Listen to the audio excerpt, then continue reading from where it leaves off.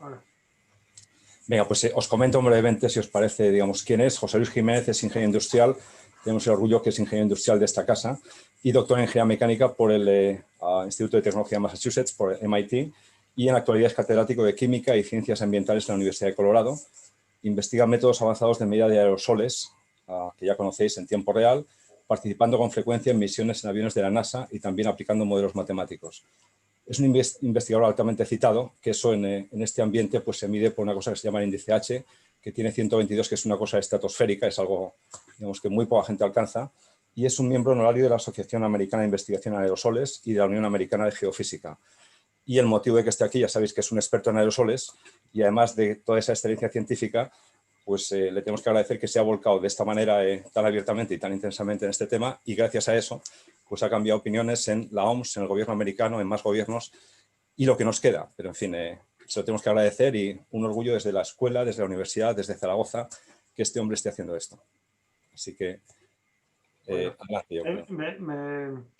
me das más crédito del que me No, merezco. Somos un grupo de científicos muy grande, de los cuales yo soy el que habla español y entonces hablo más en España, ¿no? Pero vamos, esto lo bueno, hemos hecho entre mucha gente. pero la realidad es que, por ejemplo, hubo una carta de los 200 y pico, pero hay unos pocos en la línea frontal, y José Luis es de esos que está en la línea frontal de todo este tema, digamos, llevando la iniciativa y llevando digamos, el mensaje. Poco a poco, con mucho esfuerzo, pero lo están consiguiendo. Bueno, gracias, Javier. Vale, pues no sé, es mi primera situación de este tipo, entonces no sé, Melania, si de alguna forma, José Luis, tú eres el experto, vaya, si conviene organizar, digamos, las cuestiones por temas, digamos, de alguna forma, pues el mecanismo, las medidas preventivas, etcétera, o sencillamente, pues fuego de discreción y cada uno que vaya preguntando. Ya lo que les interese a los periodistas que vayan preguntando por el orden que... Venga, perfecto. Vale, o si quieres, si te parece un poco, cuéntanos en la conferencia de mañana, digo por empezar de alguna manera, si quieres, en la conferencia de mañana, bueno, que vamos a escuchar, qué vas a contar de esta investigación en la que estás trabajando sobre el papel o sobre la importancia que los aerosoles tienen en la transmisión de enfermedades, de enfermedades respiratorias, ¿no? Y sobre todo de la COVID-19. Entonces, bueno. Vale, pues lo cuento brevemente. Voy a hablar de dos cosas. Una es la ciencia, digamos, por qué pensamos que se transmite por aerosoles y que esta es la vía principal y qué evidencia hay que apoye esto.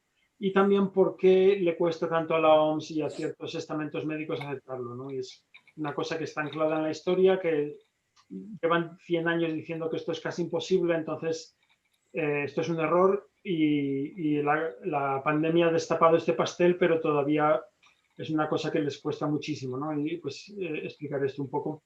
Y luego, en realidad, al final, lo más importante es cómo protegerlos, ¿no? Y que tampoco es tan difícil. Una vez que lo aceptas, pues muchas cosas son gratis, ¿no? Hacer cosas afuera, ajustarnos bien la mascarilla, abrir las ventanas, medir el CO2, como el trabajo extraordinario que está haciendo Javier, que ha salido hoy en el Heraldo. Y bueno, pues hablar un poco de estas medidas y luego pues contestar preguntas. Suele haber muchas preguntas, son temas confusos, ¿no? No pensamos en la ventilación en detalle muchas veces y la gente se confunde, entonces tratar de explicarlo según las preguntas que haya. Y pues eso es. Entonces, si hay preguntas, pues... No sé si tenéis preguntas para que os vayamos activando los micros y podéis, o no sé si cada uno se puede activar su micro y podéis ir entrando para preguntar. Cada uno se puede quitar el silenciador abajo a la izquierda, me parece que es. Vale, pues si queréis ir preguntando vosotros.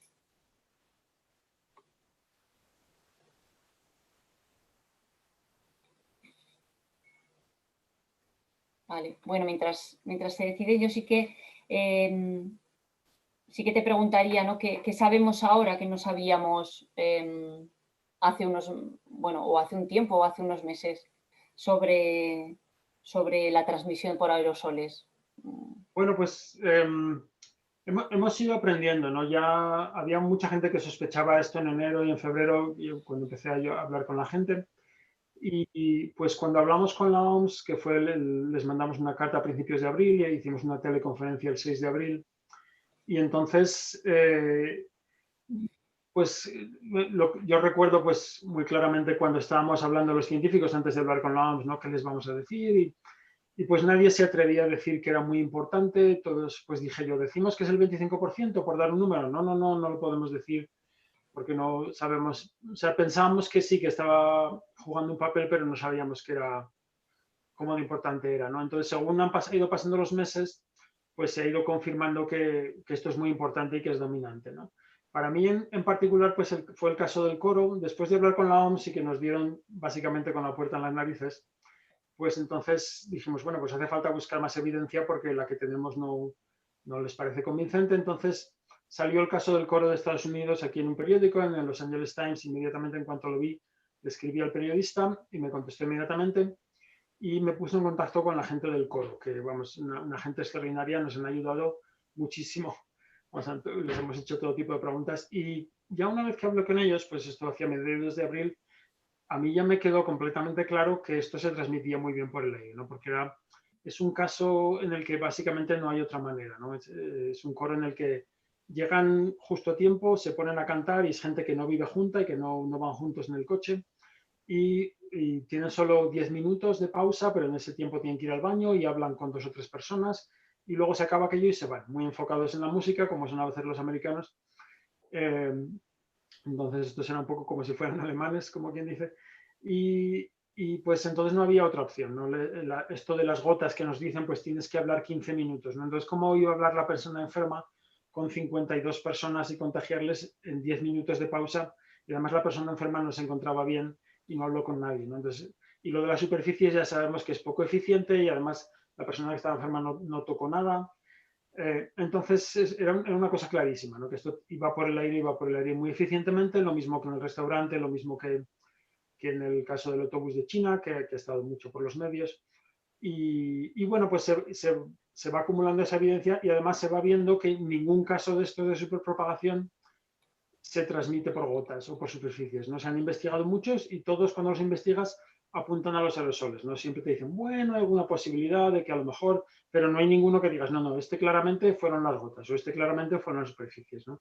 Entonces la evidencia, ahora yo creo que la evidencia es abrumadora, ¿no? De que los aerosoles son la mayoría. Yo digo, mi estimación pues es el 75%, en realidad estoy siendo conservador, yo creo que es más, ¿no? Pero vamos, que es lo que está propagando la pandemia.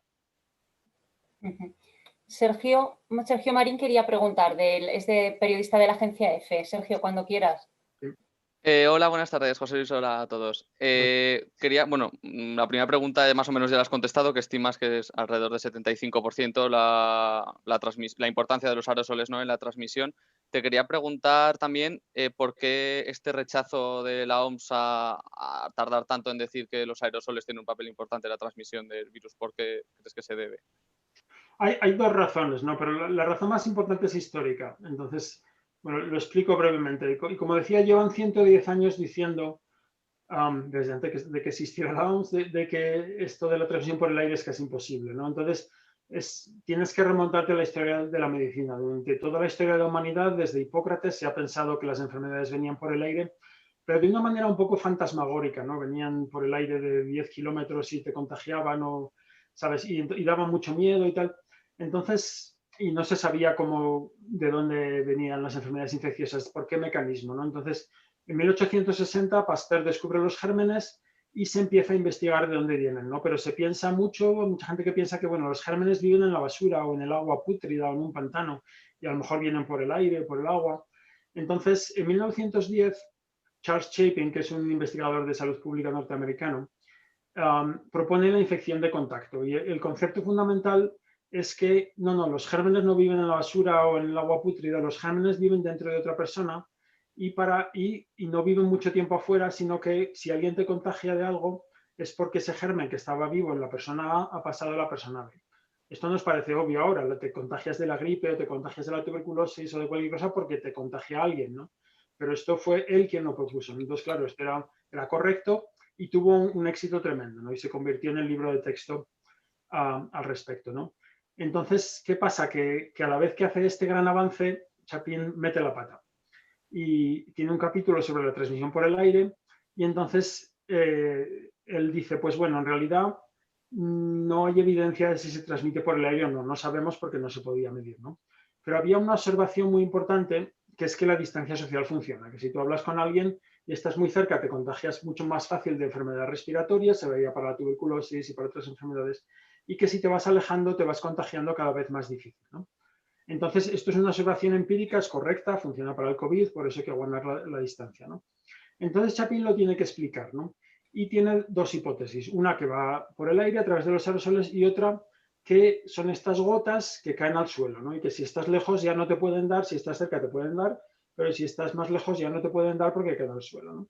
Y había datos que se habían hecho en 1894 de Flugio, un alemán, mostrando esto de las gotas, ¿no? Una cosa bastante primitiva, pero lo que se podía hacer entonces, ¿no? Y de los aerosoles no se sabía, ¿no?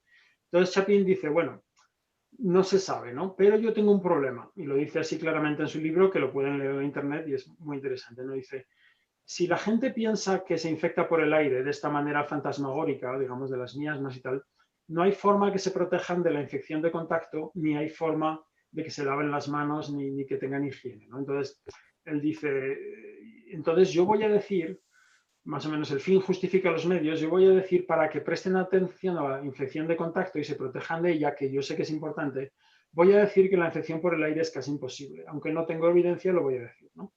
Y dice esto, y esto se convierte, y además dice, y quien quiera probar que la infección por el aire es posible, va a necesitar unas pruebas extraordinarias, ¿no? Porque esto pensamos que es casi imposible, ¿no?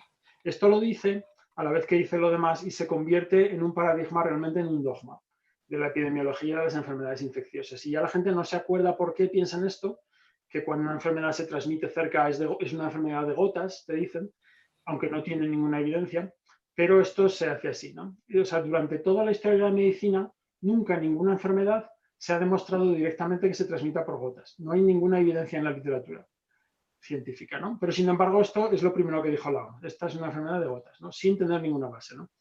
¿Qué pasa durante el siglo XX? Pues que se empieza a ver que no, esto no es cierto. Pero cuesta, la tuberculosis se pegan 40 años diciendo que es una enfermedad de gotas porque se transmite muy bien en proximidad cercana, porque a veces la gente comparte el aire y no se transmite, pero se veían muchos brotes, ¿no? Y entonces al cabo de 40 años consiguen demostrar, no, es una enfermedad que se transmite por aerosoles y que además solo se puede transmitir por aerosoles.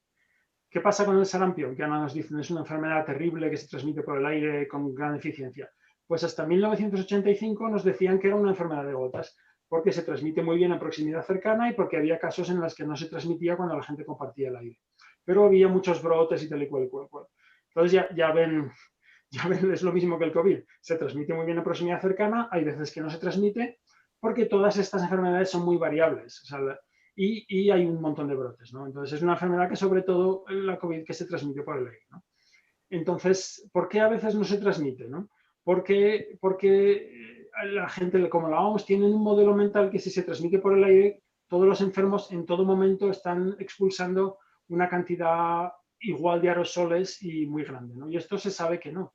Se sabe que solo pasan en un periodo corto, justo antes de que empiecen los síntomas, y que además es esporádico. Incluso para la gente hay medidas en China donde miden, digamos, los virus que están saliendo de la gente y ven que es esporádico, que no salen continuamente, sino que de repente salen y de repente no se entiende por qué.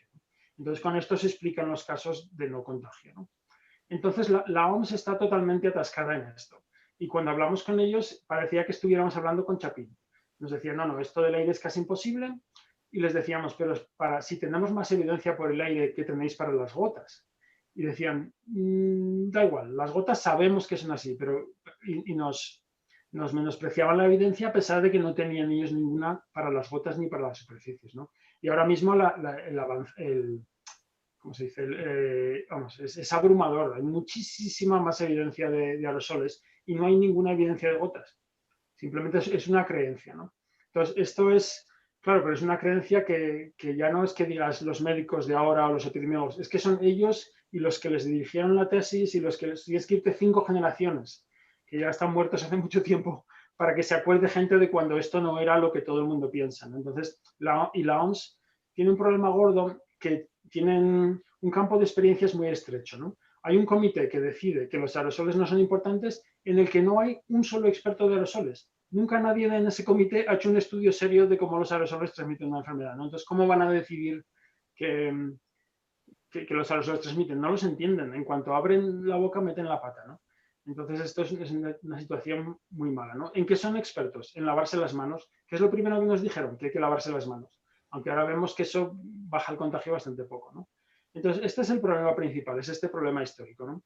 Pero luego hay un problema práctico también, porque dicen, bueno, es que si decimos que tenemos muchos países, incluyendo países con menos recursos, y decimos que se transmite por el aire, no tienen suficientes mascarillas, ¿no? Pero bueno, ¿qué pasa? Y lo que les decimos es que no se lo decís, entonces no se pueden proteger del contagio y se contagian más y necesitan más mascarillas. Al final no ayuda. Ocultar cómo se transmite no ayuda, ¿no? Pero bueno, pues esa es la situación. Vale. Hay una pregunta de Jorge Orús, del Diario del Alto Aragón. Jorge. Sí, hola, buenas tardes. ¿Qué tal? Un placer.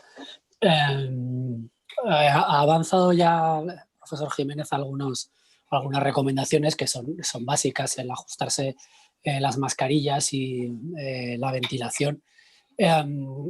¿La distancia social en interiores sigue siendo fundamental o pierde importancia respecto a la transmisión por el aire? Eso por un lado.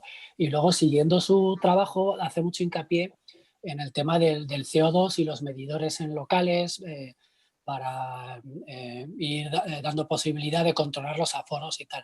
Era por concretar, por un lado, las medidas básicas para evitar el contagio en interiores debido a los aerosoles, y luego el tema del CO2, ¿a qué se refiere? ¿Cómo es esta tarea? ¿Qué ventajas tendría? Y cómo implementarla, claro. De acuerdo.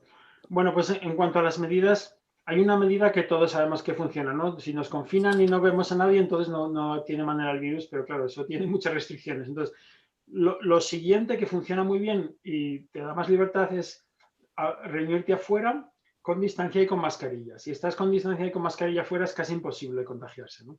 Pero hay bastantes casos de gente que habla muy cerca afuera sin la mascarilla y sí se contagian, ¿no? Pero entonces lo que pasa es que se contagian 1 o 2 o 3, ¿no? No se contagia toda la habitación, no se contagian 50, ¿no? Porque afuera en el exterior no tienes unas paredes y un techo que estén guardando esos aerosoles, ¿no?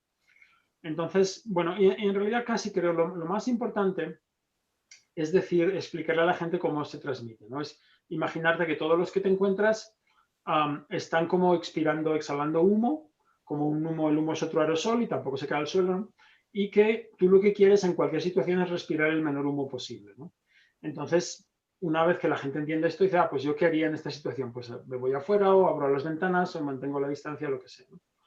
Entonces, pues eso, hacer lo que se pueda al exterior y ajustarse bien la mascarilla. Eso sí que lo veo continuamente en España, que la gente tiene huecos por aquí, huecos en la nariz, o que lleva la mascarilla con barba, ¿no? Y las mascarillas no sellan con la barba, ¿no?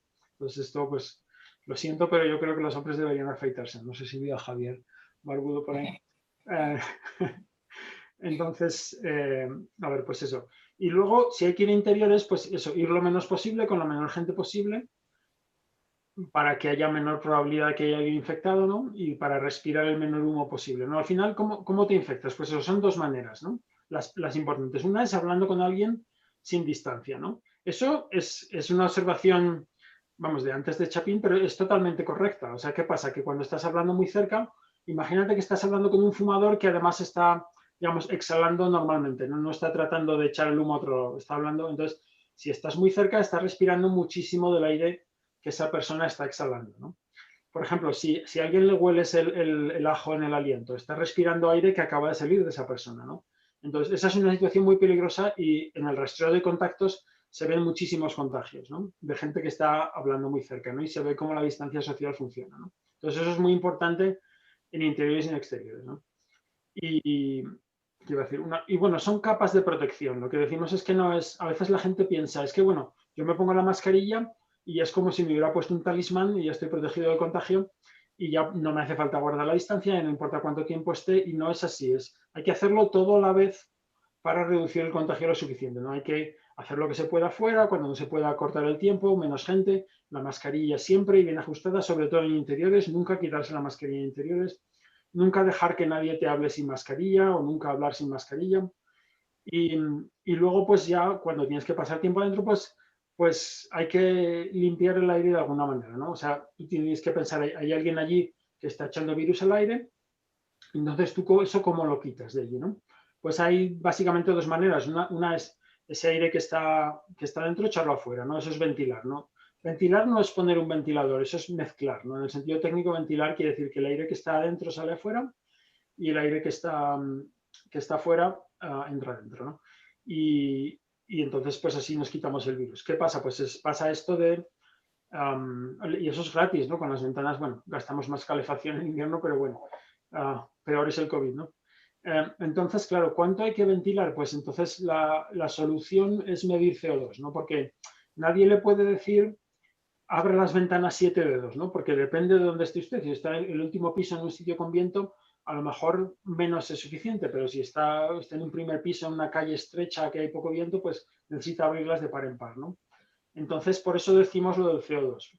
El CO2 es un gas que está en la atmósfera, normalmente son 400 partes por millón. De cada millón de moléculas en la atmósfera, 400 son de dióxido de carbono y por eso es el cambio climático, porque eso está subiendo. Pero bueno, para el propósito de esta enfermedad, pues 400 es lo que hay en todas partes. Si hay en cualquier sitio que no hay nadie, siempre va a haber usted 400, ¿no? Entonces, ¿qué pasa? Que si hay una persona respirando, como exhalamos CO2, va a subir, ¿no? Entonces, por ejemplo, si decimos en un sitio hay 800 partes por millón, pues eso quiere decir que el 1% del aire es aire que alguien ha exhalado ya. Vamos a decir que hay 2.400 partes por millón, que esto se llega fácilmente en colegios, ¿no? Si no se ventila. Pues entonces es el 5% del aire que está respirando, lo ha respirado ya otra persona, ¿no? Si llegamos a, ¿cuánto sería? Pues 4.400, entonces ya es el 10% del aire que está respirando, ya lo está respirando por segunda vez. Y así te contagias respirando el aire que ha salido de alguien, porque ese aire también tiene el virus por ahí flotando, ¿no? Entonces, por lo que recomendamos es medidores de CO2, este es el que tengo yo, hay otros, ¿no?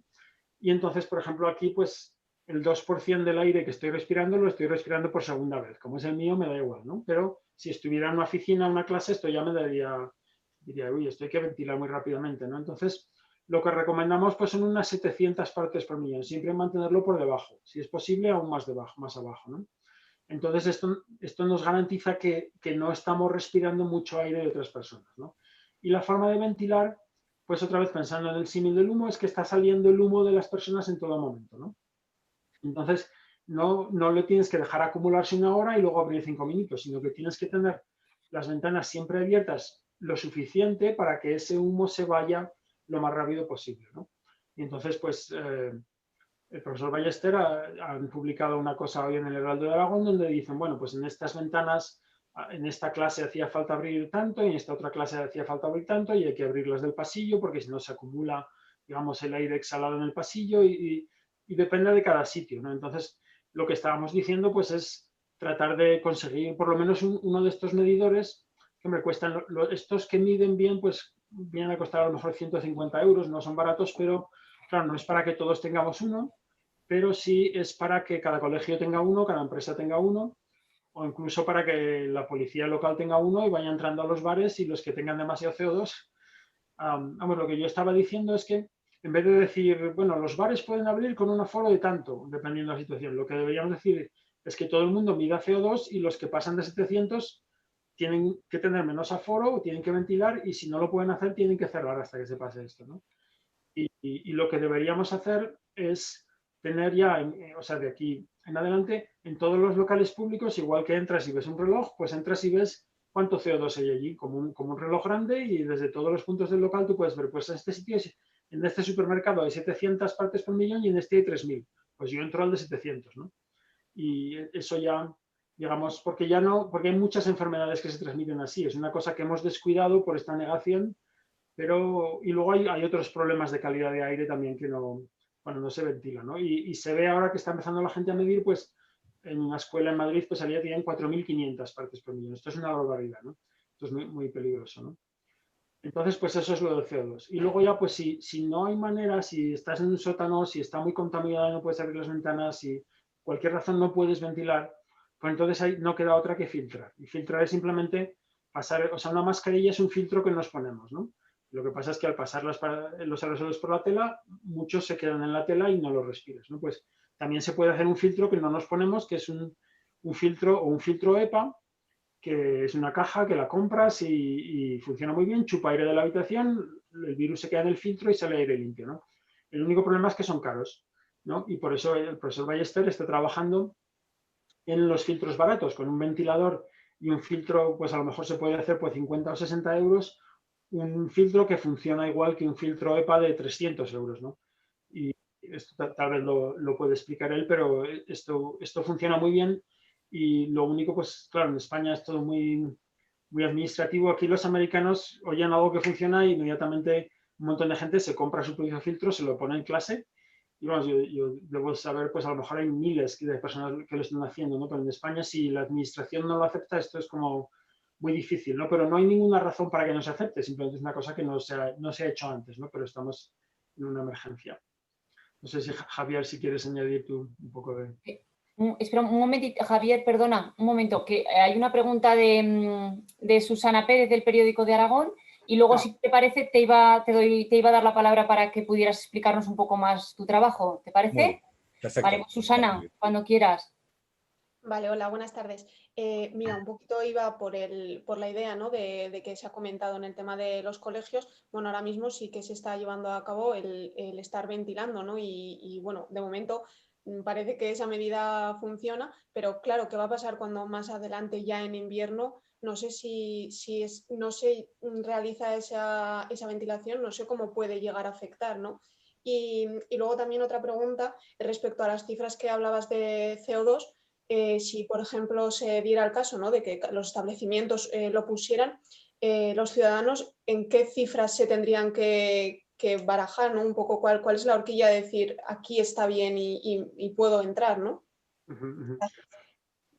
Bueno, sobre lo primero, pues todo es una cuestión de perspectiva, ¿no? Porque la gente me dice, me escribe gente de Sevilla, es que hace muchísimo frío y no podemos abrir las ventanas. Y se lo digo a mis amigos de Boston y se parten de la risa, ¿no? Entonces, en Boston y Nueva York en 1910 hubo una epidemia de tuberculosis y decidieron muchas escuelas hacer la escuela todo el día afuera, en el exterior, ¿no? Y están todos allí, hay fotos en el New York Times, en el Washington Post, todos con abrigos, pero de hecho dicen que los niños estaban más despiertos y que había niños que estaban demasiado cansados para jugar por la tuberculosis y tal, y que al estar afuera ya estaban recuperando el interés en la vida y tal. Entonces, comparado con aquellas situaciones, pues podemos hacerlo mejor. La cosa es que pues tenemos que aceptar que a lo mejor tenemos que estar con el abrigo en clase, ¿no? Que tenemos que estar más abrigados y luego también, pues eso, el truco del CO2 nos permite no tener que pasar más frío del necesario, ¿no? Pues si tenemos las ventanas abiertas un día que hace cierzo, pues a lo mejor el cierzo ayuda a ventilar. Y entonces a lo mejor solo hay que tenerlas abiertas pues 7 centímetros, dependiendo del aula, ¿no? Entonces no es ya decir que tienes todo abierto de par en par y hace un frío que te mueres, sino que es cuánta ventilación es suficiente, ¿no? Y como decía, pues si no se puede ventilar, pues no queda otra que filtrar, ¿no? Pero que esto se puede hacer de una manera económica, ¿no? Si la administración lo autoriza, ¿no? Que no tienen que ser solo los filtros EPA que son caros. Y pues lo del CO2, pues en realidad, pues cuando uno lo mira en detalle como científico, pues es un tema complejo, ¿no? Pero como todo, y hemos escrito un artículo que está disponible como preprint sobre los detalles, ¿no?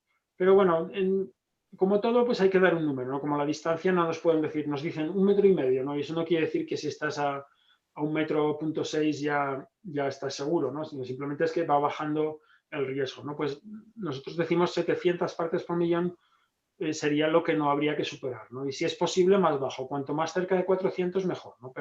Y hay algunos colegios que van poniendo datos y dicen que ellos lo pueden mantener a 500. Desde luego, 500 es mucho mejor que 700, ¿no? Pero como le digo, el problema es cuando la gente no ventila en los colegios, pues llegan fácilmente a las 2.000, a las 3.000 o casi a las 5.000, ¿no? Eso es lo que es peligrosísimo, ¿no? Entonces, 700 pues ya estás en una cosa más segura, ¿no? ¿De qué depende? Pues por explicar un detalle más, el CO2, pues de lo que depende es de la actividad, de vocalización y de ejercicio, ¿no? ¿Por qué? Porque al respirar salen a nosotros siempre algunos aerosoles, ¿no? Pero al hablar salen 10 veces más y al gritar o al cantar 50 veces más. Y al hacer ejercicio fuerte, como en un gimnasio, ejercicio aeróbico también, salen más y además respiras más, ¿no? Entonces, en estas situaciones, si estás en un coro o en un sitio que haya instrumentos de viento o en un gimnasio haciendo gimnasia aeróbica, allí 700 ya es peligroso, ¿no? Yo diría allí 500, o realmente hacerlo todo esto al aire libre, ¿no? O sea, por ejemplo, hay gimnasios, hay 2 gimnasios que yo sé, Hay uno que va mi compañera Lindsay Mark, que es, ella sigue yendo al gimnasio con mascarilla, pero todo el mundo con mascarilla y tienen unos ventanales tremendos y dice que nunca hay más de 500 partes por millón de CO2, ¿no? Y hubo un caso, alguien que estuvo ahí haciendo ejercicio, que luego dio positivo y han hecho rastreo de contactos y no ha salido nadie contagiado, ¿no?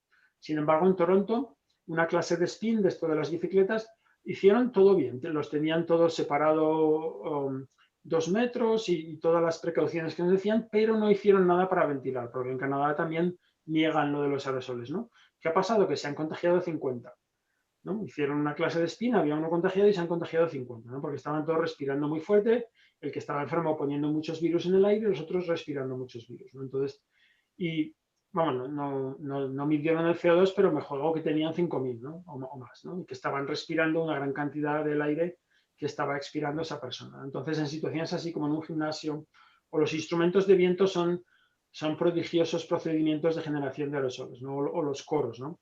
Se ve también, pues hay un montón de brotes en coros. ¿Dónde no se han visto brotes, que yo sepa? Pues en un cine o en una biblioteca donde la gente está callada y no habla, ¿no? En esos sitios, si están bien ventilados, pues entonces, si la gente lleva la mascarilla bien puesta, pues son mucho más seguros, ¿no? Entonces, digamos, 700 diría, pues para una clase o un sitio normal está bien, pero para sitios más peligrosos yo lo bajaría a 500, ¿no? Vale, muchas gracias, José Luis. Javier, si te parece, explícanos tu trabajo, lo que ha estado comentando José Luis. Vale, si queréis comentar brevemente, porque lo he explicado todo y muy bien, pero únicamente, digamos, el remarcar las cosas que ha dicho y es un poco plantear, digamos, la situación que estamos, un poco lo que nos motivó a hacer este tipo de cosas, que es medir en coles por una parte y el tema de los purificadores, es un poco el plantear el problema, como dicen los matemáticos, por reducción al absurdo. Es decir, si creemos que los aerosoles tienen un papel, incluso aunque fueran escépticos, que no es mayoritario, pero que es relevante, lo que parece que no tiene sentido es que dentro de un mes, con el frío y con el cierzo, haya aulas de 25 personas encerradas sin nada, sin ningún tipo de purificador. Entonces, eso es un absurdo, digamos, no tiene sentido. Si uno piensa que eso es una situación que no se debe dar, pues la cuestión es ver qué se hace. Y es por eso, pues, las medidas que ha explicado muy bien a José Luis, bueno, pues, ¿qué podemos hacer al respecto? Podemos ir fuera, es una opción, vale, esa es la primera opción. No lo hacemos, podemos ventilar. Bueno, pero no vamos a abrir todas las ventanas de par en par, totalmente. Es posible estar bien ventilado con ventanas lo menos abiertas posible, pero garantizando que es el ambiente saludable. ¿Vale? Pues parece que sí es posible, digamos, el resultado que hemos obtenido es, como decía José Luis, no es una guía, porque una guía, digamos, sería imposible, la casuística es inmensa, pero sí que es posible y únicamente se trata de ajustar. Y hay la herramienta fundamental que tiene un coste muy bajo, son 150 euros de ese orden por cole, que ya veis, bueno, todo parece totalmente viable. Entonces, con esa herramienta, por una parte, se necesita para hacerlo y por otra parte es lo que te permite hacerlo y ajustarlo, digamos, optimizarlo, pasar el menos frío posible, compatible con... Un poco de fresco tiene que hacer, eso es evidente, porque si no, no ventila. Pero todo parece indicar que puede ser un nivel de confort aceptable, compatible con un nivel saludable, ¿no? Por una parte. Y si eso no fuera posible por algún motivo, están los purificadores, ¿de acuerdo? Y es una solución comercial, existen. Pero si el coste es un problema, pues hay lo que solemos decir que es la última línea de defensa, que es realista, que son los purificadores artesanales, caseros, que consisten en ensamblar un ventilador y un filtro. Y es lo que hemos estudiado y todo parece indicar, digamos, hay un obstáculo, lo hemos discutido con José Luis, lo hemos comentado con José Luis, lo hemos comentado con otra gente experto en este tipo de cosas, incluso gente que se dedica a la certificación de electrodomésticos, de ventiladores, de purificadores, y están de acuerdo, gente expertos de ATECIR, de la Asociación de Técnicos de Climatización, y están de acuerdo es que una solución es una solución que funciona, que todo indica que funciona, pero que hay un obstáculo administrativo. El obstáculo administrativo es que alguien lo respalde. Y antes de respaldarlo, por supuesto que lo verifique en todos sus aspectos, de seguridad del motor, de cualquier otro aspecto. Entonces, lo que nos planteamos es, si es una solución que funciona y no hay ninguna otra solución, sería un absurdo no hacerle caso. Y hacerle caso, prestarle atención, pasa porque alguien le preste atención. Y decía José Luis, porque claro, ahí choca un poco su punto de vista, lo hemos hablado pues un buen rato, y choca un punto su punto de vista con el punto de vista español, donde bueno, pues están las garantías, digamos, administrativas, certificación, etcétera. Bien, pero si es una dificultad formal, resolvámosla. Y si es seguro, lo usamos. Si no es seguro, no lo usamos. Pero lo que no tiene sentido es decir, bueno, como esto no, pues parece que no está certificado, pues nos olvidamos. Es un absurdo, vaya. empezando por lo que he dicho, sería un absurdo que habiendo medidas no estemos dentro de un mes 25 personas en una aula de 40 metros cuadrados con las ventanas y la puerta cerrada. Sería un absurdo. Entonces, es trabajar en esa dirección y hay soluciones, pero claro, hay que tomárselo en serio, porque el tiempo pasa y si se toman medidas y las medidas se toman en febrero o marzo, pues sobran comentarios, ¿no? En fin, es únicamente lo que quería comentar sobre el tema. Gracias, Javier. Pilar Perla también nos quería hacer alguna pregunta. Pilar, ¿qué tal? Hola, ¿qué tal? Quería hacerle un par de preguntas a José Luis. La primera sería, bueno, se acaba de decretar un nuevo estado de alarma y se han tomado una serie de medidas en España y en Aragón de limitación de la movilidad, restricciones de aforo, etcétera. ¿Las medidas drásticas, en tu opinión, se toman demasiado tarde? ¿En qué estamos fallando? Esa sería la primera pregunta. Y la segunda es, tú eres experto en aerosoles atmosféricos, mecánica de fluidos, pero no en transmisión de enfermedades por el aire. ¿Cómo y por qué te reconviertes y te vuelcas en este tema en respuesta a la pandemia? Gracias. De acuerdo. Bueno, pues para la primera pregunta igual necesitaríais más a un epidemiólogo, pero bueno, voy a decirlo desde mi punto de vista, ¿no? O sea, para parar la pandemia hacen falta muchas cosas, ¿no? Muchas capas de protección, entre las cuales están pues, hacer suficientes tests, rastreo de contactos, que las cuarentenas se hagan bien, y son cosas que, bueno, por lo que oigo, en España hay muchos problemas con estas cosas, ¿no? Y porque si la gente que es contagiosa no está en la sociedad, no puede contagiar, ¿no? Entonces otros países como Taiwán o Nueva Zelanda o Vietnam lo han hecho muy bien, ¿no? Con menos recursos, ¿no? La gente de la OMS me dice que países mucho más pobres lo han hecho mucho mejor, ¿no? Porque se lo han tomado en serio, ¿no? Y esto tiene razón, ¿qué voy a decir? Pero bueno, luego dentro de ella, pues cuando en la situación que estamos ahora y las medidas que hay que hacer, pues la gente está muy harta, ¿no? Entonces hay que hacer medidas inteligentes que corten la transmisión lo más posible para que baje de verdad y a la vez restringir las libertades y las actividades lo menos posible, ¿no? Entonces, por eso lo que decimos es hay que pensar en este símil del humo y hay que medir el CO2 y hay que hacer las cosas de manera inteligente, ¿no? O sea, bueno, si fuera viendo la situación, por ejemplo, como está en Aragón o en España, yo diría las clases se deberían hacer por Internet.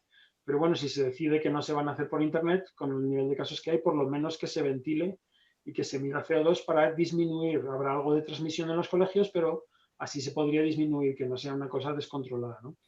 Porque si no, si se hacen medidas como al final, pues, bueno, todo el mundo un toque de queda de tal hora a tal hora, ¿no? O cosas así. Pues al final, pero luego la gente se sigue juntando en los colegios o en los bares y tal, pues al final el contagio va a seguir, ¿no? Entonces, ¿qué pasa? Pues que estamos creando un hartazgo, que la gente dice, bueno, llevamos un montón de meses y dicen esto y no funciona y luego van a decir otra cosa. Entonces, esto me parece esencial, ¿no? Es adecuar las medidas a la transmisión, ¿no? Y recordar una cosa, que los CDC de Estados Unidos, los Centros de Control de Enfermedades, pues en realidad es más grande, es 4 veces el tamaño de la OMS y aunque ahora pues con la cosa política en Estados Unidos están un poco disminuidos, es la agencia más importante del mundo de esto, ¿no? Y ellos en su página web dicen que la manera principal en la que el virus se transmite es la inhalación. ¿Qué se puede inhalar? Los aerosoles, solo los aerosoles. Entonces están diciendo con la boquita pequeña que esta es una enfermedad que se transmite sobre todo por aerosoles, ya no soy solo yo el que lo dice, ¿no? Entonces, vamos, y muchísimos otros científicos, ¿no? Entonces, ¿por qué lo dicen de manera tan confusa? Pues por cosas de los hospitales y que no tienen mascarillas y tal, y nos lo han admitido directamente, ¿no? Hemos hablado, bueno, a través de mis compañeros, hemos hablado con ellos, y en fin, esto pues, y les estamos tratando de convencerles de que lo digan más claramente porque si no la gente no se puede proteger, ¿no? Y luego de la otra pregunta que me hacías, pues de qué hace un chico como yo en un lugar como este, pues no hay nadie más sorprendido que yo, ¿no? Que si me dices hace un año que voy a estar dando una rueda de prensa sobre transmisión de enfermedades, yo he dicho que te tienen que revisar la medicación, yo qué sé, ¿no? Entonces, pues empecé, pues como, bueno, yo soy experto en aerosoles, trabajo en todas las cosas de aerosoles que no son la transmisión de enfermedades, ya me las sabía y he trabajado mucho y soy uno de los expertos mayores del mundo. Pues, pero empiezo a ver que pasa esto del virus y veo que no lo controlan y digo, pues estos políticos, y veo que va llegando y tengo un amigo en Italia de cuando estaba de Erasmus, cuando estudiaba en la EINA, y me empieza a decir lo que está pasando, que tienen que dejar morir a la gente porque de repente hay una tromba de enfermos, veo que esto va llegando a Madrid Y bueno, pues ya me empiezo a contactar con compañeros con los que he trabajado antes, que conozco bien, como Lidia Morasca o Lindsay Mark, que han dedicado una parte muy grande de su carrera a la transmisión de enfermedades, ¿no? Y les pregunto, pero esto de que dicen que no va por el aire, que dice la OMS, ¿esto es correcto? Y dicen, no, esto es simplemente que los médicos no entienden los aerosoles en absoluto y están muy confundidos, pero pensamos que sí que pasa, ¿no? Y entonces, pues vamos empezando a trabajar y el 28 de marzo la OMS publica a bombo y platillo que esto de la transmisión por el aire es un bulo, que es desinformación. Y esto todavía está en su Twitter, todavía está en su página de Facebook. Entonces, claro, y ahí así es un catalizador. Y Lidia Morasca pone trata de formar un grupo de científicos para contactar a la OMS, ¿no? Y entonces, me contacta y pues me uno yo y tal. Y en este grupo están todos los líderes mundiales, ¿no? De esto, ¿no? Entonces, y empezamos a escribir cartas a la OMS, luego hacemos una teleconferencia, luego vamos a escribir una carta, digamos, diciendo todos los errores que nos habían dicho en toda la teleconferencia, y esa soy yo el voluntario y yo soy el que escribe, me van escribiendo todos los expertos, y entonces, si no lo entiendo, me lo tienen que explicar. Y bueno, yo creo que hemos cambiado al día de hoy, pues igual 5.000 mensajes y teleconferencias y todo, que sé. Entonces, que yo desde marzo hasta aquí, pues diría, he hecho un máster en transmisión de enfermedades y tengo de profesores a todos los mejores del mundo, virólogos, médicos, microbiólogos, gente que trabaja en ventilación, gente que trabaja en transmisión por aerosoles. Entonces, y cualquier pregunta que sale un artículo nuevo, que sale esto, ¿qué pensáis de esto? Pues lo hablamos, y muchas cosas que digo, pues esto del CO2, pues nos hemos pasado días hablándolo exactamente de este detalle, este otro detalle. Entonces, bueno, pues es una situación en la que es una emergencia, ¿no? Si fuera, normalmente los científicos somos mucho más cautos, ¿no? Si esto es otra cosa, pues pasaría igual un año hasta que sacáramos un artículo y yo fuera a lo mejor a hablar con un periodista, porque ya estaríamos muy seguros de todo, ¿no? Pero ahora pues es una situación muy grave donde la diferencia de hablar o no hablar pues es salvar vidas o cambiar la trayectoria de la pandemia, ¿no? Entonces, por eso, sobre todo cuando, como yo decía antes, pues la OMS, cuando hablamos con la OMS ya vimos que estaban muy cerrados, ¿no? Y después pues cuando mandamos la carta que coordiné yo y otras varias cartas, ya nos dieron con la puerta en las narices, ¿no? Nos dijeron que no se creían nada de lo que decíamos y que esto de los aerosoles no era importante y que ellos lo sabían. Y además que quiénes éramos nosotros para hablar de estas cosas cuando no éramos expertos como los suyos, ¿no? Que ellos tenían los mejores. Entonces, pues ya nos dimos cuenta que había que pasar a otra estrategia, ¿no? Entonces empezamos a escribir la carta que luego firmaron, bueno, somos un grupo de 36, pero luego escribimos la carta que firmaron los 239 y esta se publicó el 6 de julio y a partir de allí, pues ya empezamos, ya nos empezó a conocer la prensa, ¿no? Y empezamos a dar muchas entrevistas y a escribir documentos y pues hemos escrito, por ejemplo, las preguntas frecuentes con varios científicos de estos y hemos sido muy activos por Twitter porque, digamos, estamos tratando de llegar a la población directamente, ¿no? Y a los medios de comunicación, porque las agencias como la OMS están, vamos, más perdidos que un pulpo en un garaje. Entonces, pues eso es lo que hemos estado haciendo y pues poco a poco hemos convencido a los CDC y pues ahora Alemania, y bueno, Alemania no los hemos tenido que convencer nosotros, tienen a Christian Drosten, que es un virólogo buenísimo, que ya lo sabía y lo ha estado diciendo, y Merkel es científica. Merkel digamos, estudió cosas como las que estudio yo y lo entiende perfectamente y lo está haciendo mucho mejor. Y en el Reino Unido, pues también, porque hay una de nuestras compañeras del grupo de investigación está en el grupo que asesora al gobierno y ya han cambiado de postura y ahora España pues ha cambiado un poco de postura y esperemos que a corto plazo cambie mucho más. La OMS yo creo que tardará más, ¿no? Por la estructura que tienen y por lo lentos que van, ¿no? Pero bueno, tengo esperanza que la OMS cambiará de postura. De lo único que no tengo esperanza es de conseguir que mi madre se ponga la mascarilla en casa. Eso me parece imposible, pero con la OMS tenemos esperanza. Muy bien. Nuria Garcés, de Radio Huesca, también quería preguntar. Sí, buenas tardes. A ver, yo quería entre preguntar y comentar, porque evidentemente yo no lo sé si ese escepticismo también es porque sacáis los colores a las autoridades o a las diferentes organizaciones. Estáis hablando mucho de ventilar, ampliar, abrir ventanas y todo eso en centros educativos. Eso está bien. pero hasta que llegan esos centros educativos, en muchas ocasiones, no sé si ocurre tanto, por ejemplo, en un Zaragoza como en una gran ciudad, los alumnos se han pegado, vete a saber cuánto rato, en metros, autobuses absolutamente repletos de gente. En estos momentos, en un Madrid, en un Barcelona, por ejemplo, no se están guardando los aforos. Entonces, llegarás a las clases y estarás con abrigo, con mascarilla y ventilando la clase, pero te acabas de comer no sé cuantísimos aerosoles de los medios de comunicación. Entonces, lo que se gana por un sitio, yo entiendo que se está perdiendo por otro, ¿no? Sí, no. Sí, claro, hay que hacer las medidas. Los colegios simplemente son un ejemplo muy claro donde la gente se pasa mucho tiempo, ¿no? O sea, los contagios masivos se ven en sitios de la gente comparte el aire mucho tiempo y donde se suele hablar, ¿no? Entonces, por ejemplo, en el metro, pues hemos trabajado con algunos metros en Estados Unidos y en Europa y están bastante bien ventilados. Entonces, si no estuvieran repletos y se pudiera mantener la distancia y la gente lleva buenas mascarillas y no se habla, en realidad son bastante seguros, mucho más seguros que una clase, ¿no? Porque en una clase estás mucho más tiempo y pues si está mal ventilada y se habla bastante más, ¿no? Entonces, pero claro, hay que mirarlo todo, ¿no? Hay que mirar, al final, pues eso, hay que mirar el transporte público, hay que mirar los locales públicos, los bares, los restaurantes, las oficinas, hay que mirarlo todo, ¿no? Incluso las casas, ¿no? Porque muchas veces hay mucho contagio. En España sé que ha salido esto en informes y aquí pasa lo mismo, ¿no? Que hay reuniones familiares, la gente se junta en una casa y para una cena o lo que sea, sin ventilación y sin mascarillas y se contagian no sé cuántos, ¿no? Aquí hay una familia, parece que era una familia que se juntaron 18 y se contagiaron los 18 y se murieron varios y, ¿sabe? Y la gente piensa que con gente que conoce ya está seguro, ¿no? Entonces hay que hacerlo todo, en todas partes, de manera consistente, ¿no? Pero claro, primero hay que aceptarlo, ¿no? Entonces, esa es la clave, ¿no? Sí. Pilar Perla quería hacerte otra pregunta. Sí, te quería preguntar, José Luis, si habéis tenido algún contacto con las autoridades sanitarias españolas. Sí. No sé, no puedo dar detalles, pero sí que estoy en contacto con un ministerio, estoy trabajando con ellos y espero, claro, esto ya no depende de mí, pero espero que haya un cambio fuerte dentro de poco, ¿no?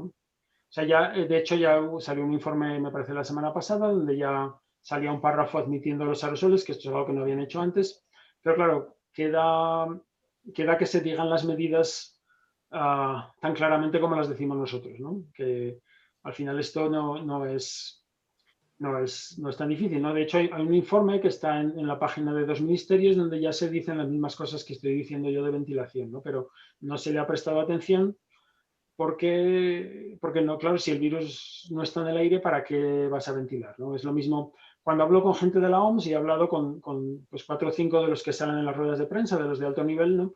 Y todos me dicen lo mismo, dicen, pero si nosotros ya recomendamos ventilar. Y me dicen, y esas recomendaciones de ventilación están bien, ¿no? Porque saben que las he ayudado yo a escribir.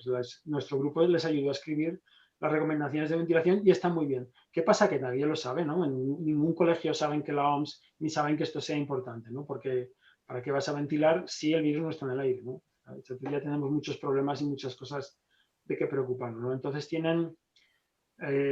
claro, hay que explicar primero lo del humo. Si la gente no lo entiende, no se puede proteger. Esto lo dice muy claramente Christian Drosten, el virólogo alemán, vamos, lo dice extremadamente claro. La gente, les tenemos que explicar a la gente. Al final, los gobiernos pueden hacer cosas, pero la gente tiene que hacer la mayoría del esfuerzo, ¿no? Y tiene que adoptar las medidas y necesitamos ganarnos la confianza de ellos, explicárselo claramente, que lo entiendan y entonces se van a proteger ellos mismos por su propio interés y por proteger a la sociedad, ¿no? Entonces es muy importante explicarlo, ¿no? Y un error garrafal de la OMS es pensar que por decir que hay que ventilar de esta manera, que eso ya va a llegar, ¿no? Y bueno, y en España aún está llegando más gracias al esfuerzo de mucha gente, incluyendo a mí, pero hablo bastante también con otros países de habla hispana y normalmente cuando hago la primera entrevista es que se quedan boquiabiertos, porque es que nunca han oído nada de que el virus esté por el aire ni de que haya que ventilar